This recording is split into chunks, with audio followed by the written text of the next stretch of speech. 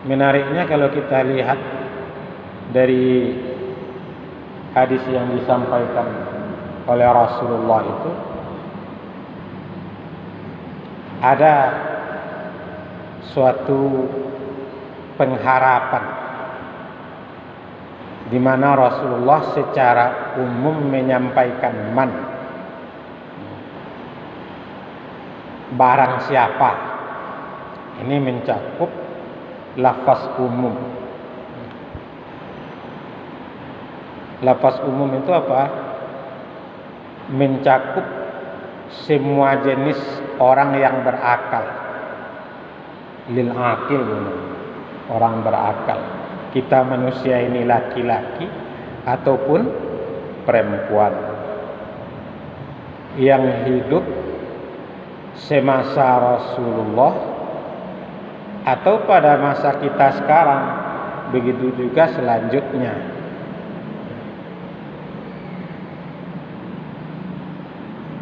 Jadi man syahida, barang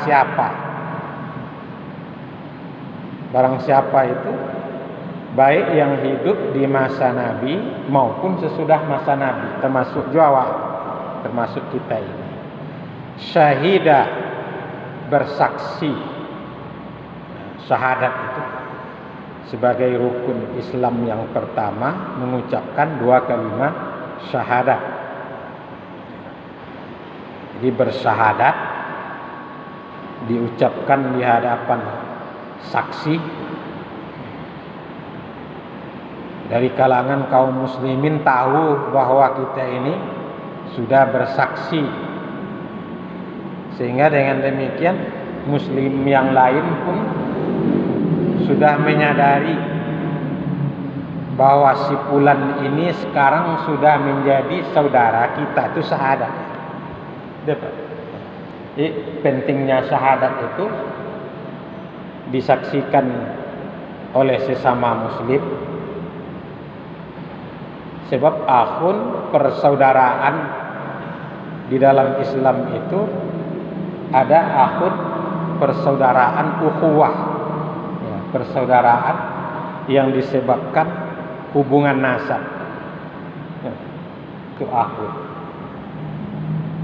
Kalau perhubungan nasab ini tidak jadi masalah ya. Ayah atau ibunya berasal dari ayah atau ibu. Tapi ada yang akhun atau ukhuwah yang terjalin karena hubungan agama. Itu disebut dengan ukhuwah fiddin, persaudaraan dalam agama.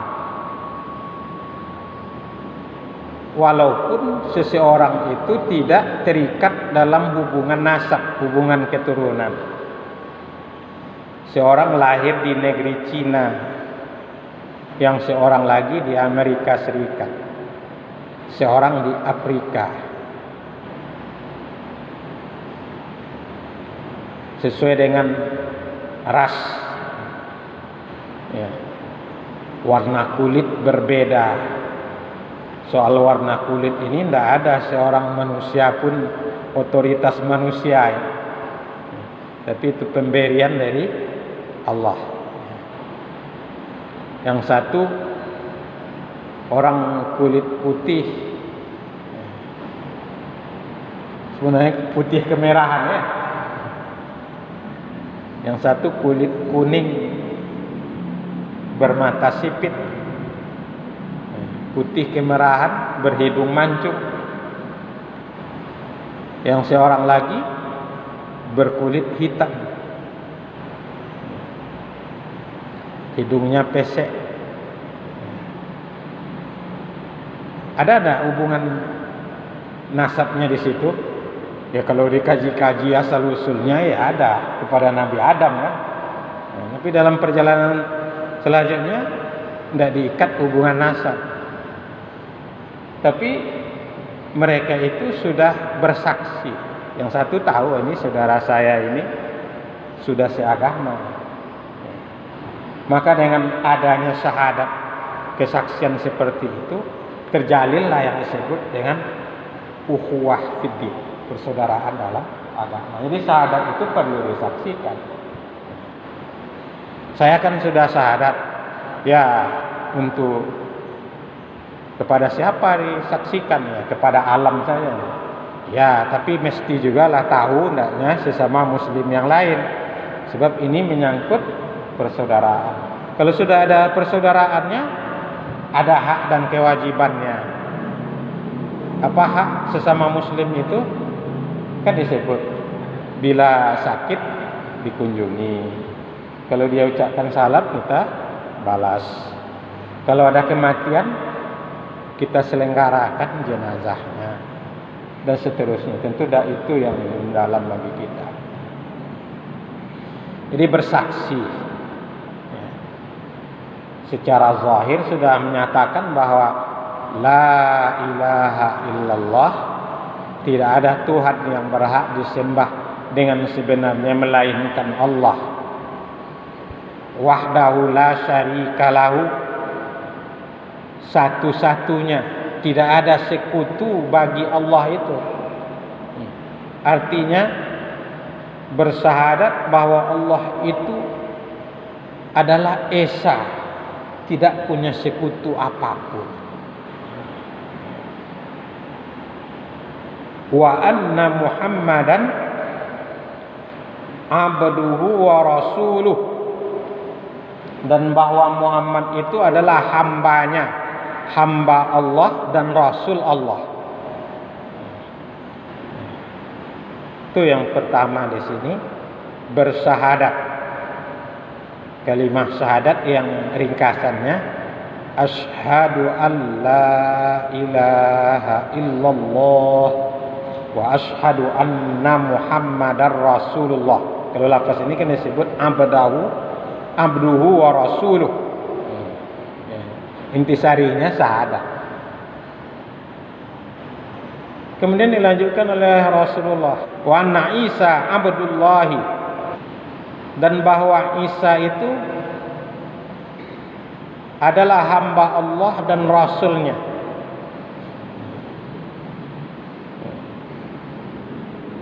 Di sini dikaitkan dengan Nabi Isa. Dalam kaitan sabda Rasulullah ini, tentu saja yang tabadurin lil akli, ya, yang terbayang dalam pemikiran kita ketika Nabi menyebut ini, menyebut Nabi Isa adalah kaum Nasrani, orang-orang Nasara, orang-orang Kristen, berkenaan dengan keyakinan mereka tentang Nabi Isa alaihissalam. Dalam keyakinan orang-orang Kristen, Isa itu adalah salisun salasah, trinitas, bagian dari trinitas. Allah, Tuhan Bapa, Tuhan Ruhul Kudus,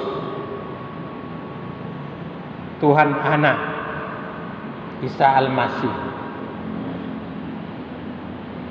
Di sini dijelaskan oleh Rasulullah tentang keyakinan Isa itu bukanlah Tuhan, bukan pula anak Tuhan, seperti yang diyakini oleh orang-orang Nasrani, bagian dari Trinitas. Walaupun secara logika sulit bagi mereka untuk menguraikan apa itu tiga dalam satu. Tentang Nabi Isa, yang bersangkutan tidak menganggap Isa itu sebagai oknum dari Trinitas, Tuhan Anak, enggak. Tapi diyakininya bahwa Nabi Isa itu adalah hamba Allah dan Rasulnya, wa kalimatuhu alqaha ila Maryam. Begitu juga kalimat kalimat Allah yang disampaikannya kepada Maryam. Kalau dalam riwayat yang tadi ada tambahan wa ruhum minhu, dan ruh dari Allah. Dia tidak menganggap Isa itu Tuhan, bukan pula sebagai anak Tuhan, tapi Isa adalah hamba Allah dan Rasul Allah. Kalimat Allah yang disampaikan kepada Maryam, Isa itu adalah ruh dari Allah. Kemudian wa annal jannata haqqun, bahwa surga itu adalah hak, suatu kebenaran yang mutlak, yang tak terbantahkan, walaupun di luar jangkauan eksperimen manusia.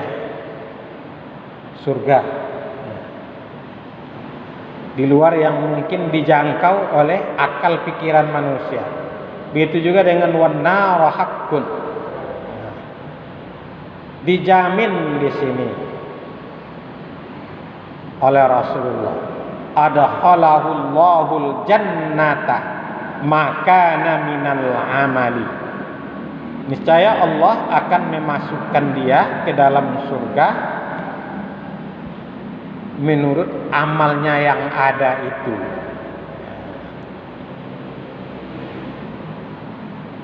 Berkenaan dengan kandungan hadis ini yang menyangkut akidah ini, untuk memahami hadis ini saya kutip di sini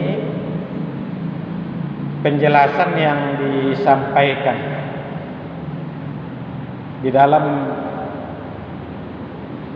kitab Syarah Hadis Al-Bahrul Muhitus Sajjaj fi syarhi sahihil Imam Muslim Ibn al-Hajjaj. Wa qawluhu adkhalahu Allahul jannah ala ma kana min amalin, tentang sabda Rasulullah SAW, niscaya dia akan dimasukkan Allah ke surga. Orang yang mensyahidah tadi, bersahadat sampai kepada yang diuraikan berikut tadi, ia akan dimasukkan oleh Allah ke surga sesuai menurut amalannya. Walafzul Bukhari, kata di dalam lafaz Al-Bukhari, minal amali, ada kata minal amali pakai alif lam ma'rifah bita'rif gitu. Yang pertama min amalin, sifatnya nakirah kata orang bahasa. Sedangkan yang kedua minal amali, sifatnya ma'rifah pakai alif lam ta'rif. Apa yang dimaksud dengan ungkapan tersebut? Kata pensyarah, qala al-Qurtubi rahimahullahu ta'ala, Imam Al-Qurtubi rahimahullahu ta'ala berkata, ay yudkhiluhul jannah, orang tersebut akan dimasukkan oleh Allah ke surga, wala budda, pasti orang itu dimasukkan ke dalam surga. Sawa'un kana amaluhu shalihan aw sayyi'an, baik amalnya itu soleh ataupun amalnya buruk. Artinya ahli tauhid pasti masuk surga. Jadi hadis ini mengandung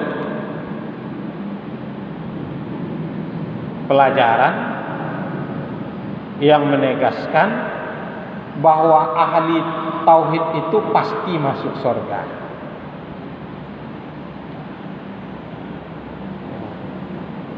Baik dia itu orang yang soleh maupun orang yang toleh, pencoleh, sayyi'at, amalnya buruk.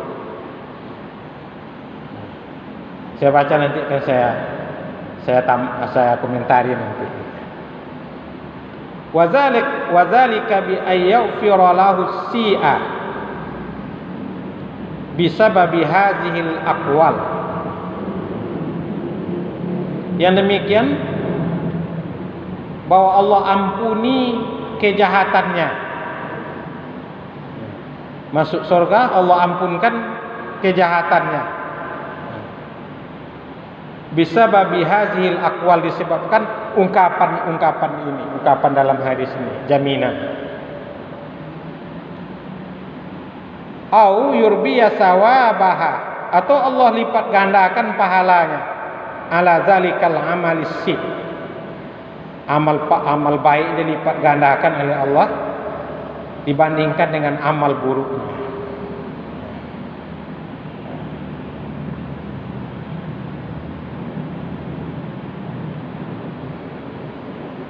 Wa kullu zalika yahsulu insyaallah.